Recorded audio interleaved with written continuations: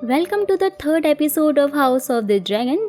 जैसा कि हमने पिछली वीडियो की लास्ट में देखा था कि विस्री ने एलिसेंट से शादी की घोषणा कर दी थी और वहीं दूसरी तरफ सी स्नेक बोले तो कॉर्लिस ने डायमंड के साथ में मिलकर क्रैब फीडर से बदला लेने और विस्री का तख्त बदलने की फिराक में था। तो अब कहानी 3 साल आगे बढ़ती है और हम स्टेप स्टोन में चल रही वॉर को देखते हैं, जहाँ पर क्रैब फीडर व्यापारी को तड़पा कर मार रहा था और उस व्यापारी को अपने राजा विस्री पर भरोसा है कि वो अपने ड्रैगन्स को लेकर यहाँ पर आएंगे और क्रैब फीडर को जला देंगे। लेकिन फिर तभी वहाँ पर डायमंड अपने रेड ड्रैगन पर आता है और क्रैब फीडर के पूरे आर्मी पर आग बरसाने लग जाता है, जिसमें वो व्यापारी भी ड्रैगन के पाँव के नीचे आकर मारा जाता है।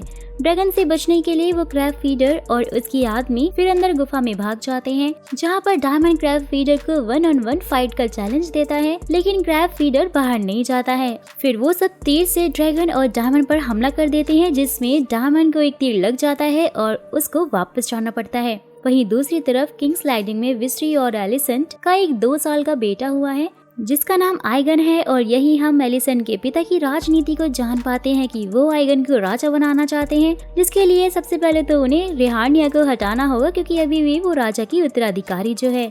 तो महल में अभी आइगन की 2nd बर्थडे पार्टी चल रही होती है, जहाँ पर रिहानिया मौजूद नहीं है। जहाँ पर तभी उनका कमांडर जो कि लैनिस्टर है वो राजा को स्टेपस्टोन में चल रही लड़ाई के बारे में बताता है, लेकिन राजा को तो उस लड़ाई से कोई मतलब ही नहीं था और वो अभी भी अपनी बेटी यानी रिहानिया को ढूंढ रहे थे। जहाँ एलिसेंट को रिहानिया एक बगीचे में मिल जाती है, लेकिन रिहानिया तो अभी भी अपनी दोस्त एलिसेंट और अपने फादर पर काफी गुस्सा थी क्योंकि ऑब्वियसली उसकी बेस्ट फ्रेंड ने उसके फादर से शादी जो कर ली थी। लेकिन एलिसेंट उसे मनाने की पूरी कोशिश करती है और उसे अपने साथ में शिकार पर चलने के लिए बोलती है।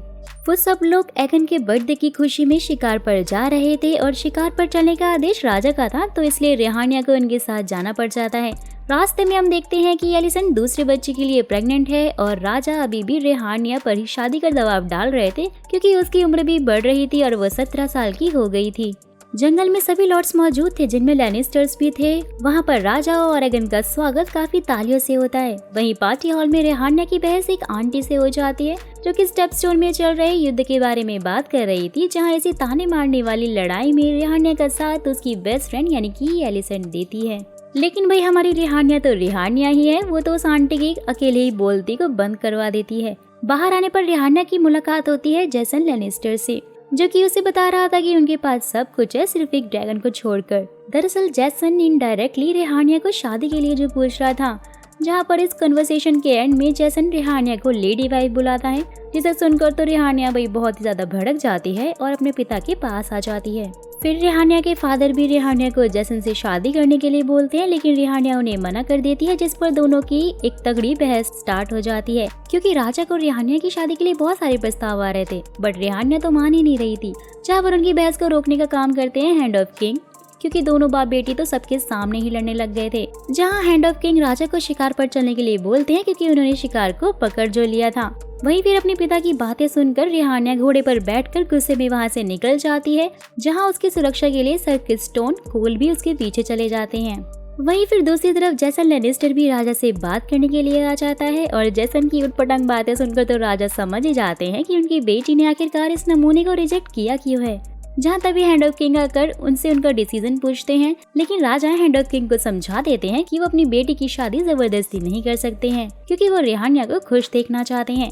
बट बेटी को खुश रखने वाली बात हैंड ऑफ किंग को कहाँ ही समझ में आने वाली थी, क्योंकि उन्होंने तो खुद ही अपनी बेटी की कुर्बानी राजा से शादी करवा के दे दी थी, जबकि वो नहीं करना चाहती थी।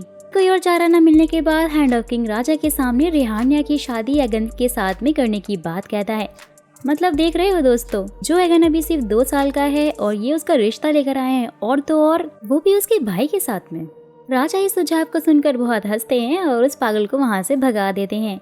राजा अपनी बेटी की शादी की टेंशन में बहुत शराब पीने लग गए थे, लेकिन तभी उनके सामने स्टार्क आकर राजा को सुझाव देते हैं कि वो अपनी रिहानिया की शादी कॉर्लिस के बेटे से करवा दे, जिससे कि कॉर्लिस और उनके बीच के रिश्ते भी ठीक हो जाएंगे। राजा को स्टार्क का सुझाव काफी पसंद आता है। वहीं दूसरी तरफ रात में किंग्स गार्ड यानी कि क्रिस्टन और रिहानिया साथ में होते हैं, जो कि एक दूसरे को अपने बारे में बता रहे थे। जहां क्रिस्टन सबसे महान किंग्स गार्ड बनना चाहता था और वहीं रिहानिया को तो ये भी पता नहीं था कि वो रानी बनेगी या फिर नहीं, क्योंकि उसके कॉम्पिटिटर में अब उसका भाई एगन जो आ चुका था। लेकिन तभी उन पर एक जंगली सुअर अटैक कर देता है और रेहानिया तो भाई एकदम स्टाइल में बहुत ही मस्त तरीके से उसे मारकर गिराकर अपना गुस्सा निकाल लेती है। वहीं कैंप में राजा एलिसन को अपने दिल का हाल सुना रहा था कि उन्होंने अपने भाई डायमंड की वजह से मजबूरी में रेहानिया को उनका उत्तराधिकारी बनाया है। साथ ही वो कहते हैं कि उन्होंने सालों पहले सपने में देखा था कि उनका बेटा ही उनकी जगह लेकर राजा बनेगा।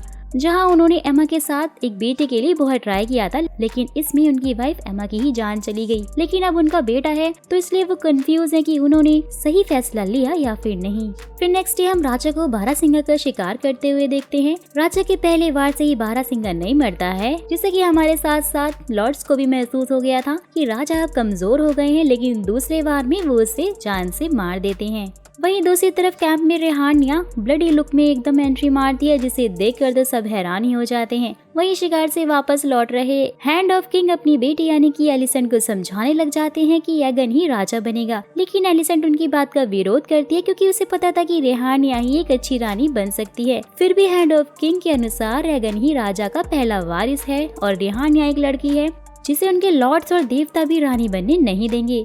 रेहानिया की वजह से एगन को राजा बनने में काफी रुकावट तो जरूर हो सकती है, लेकिन एट द एंड तो एगन ही राजा बनेगा।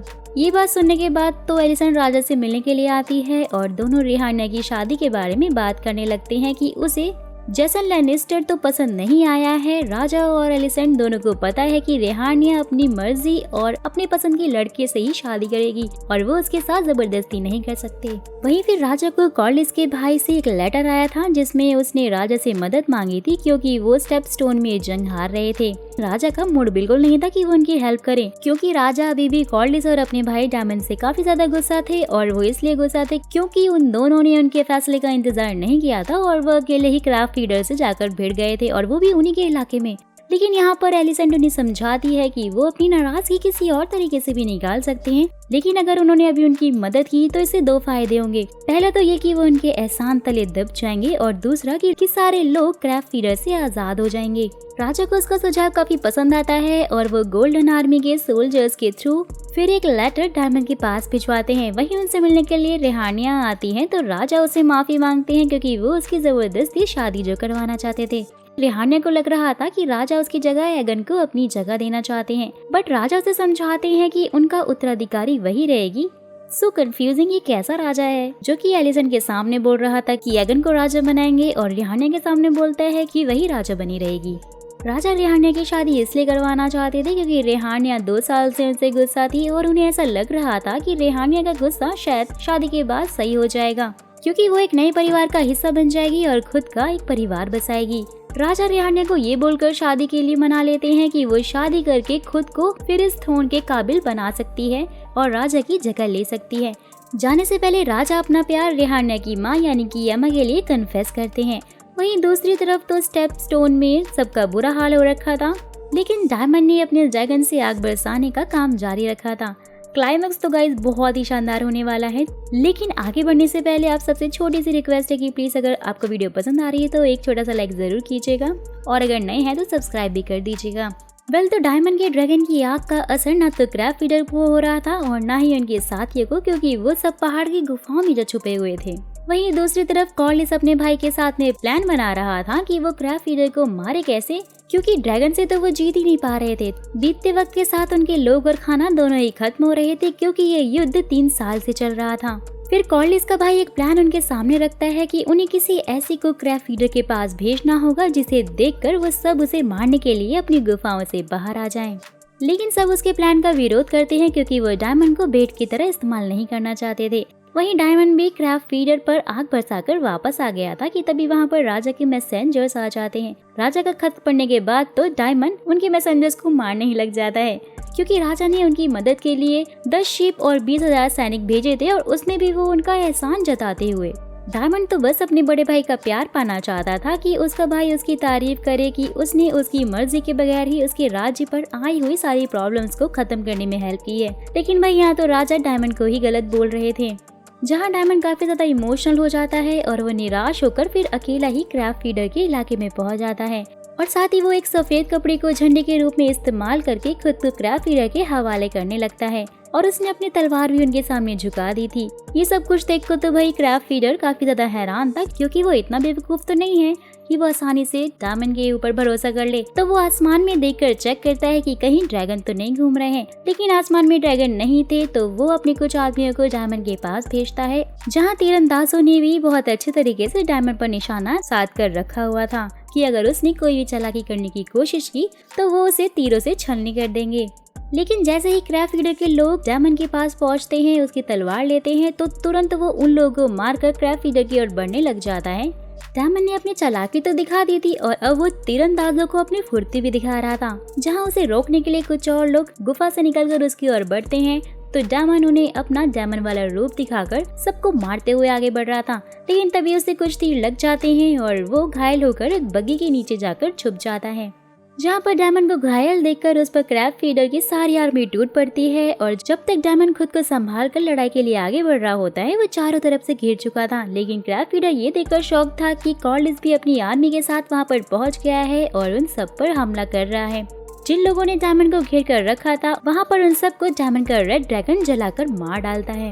साथ ही जो तीरंदाज थे, उन्हें तो कॉर्लिस और राइनस के बेटे यानी लैंडर ने अपने ड्रैगन सी स्मोक की मदद से जलाकर मार दिया था।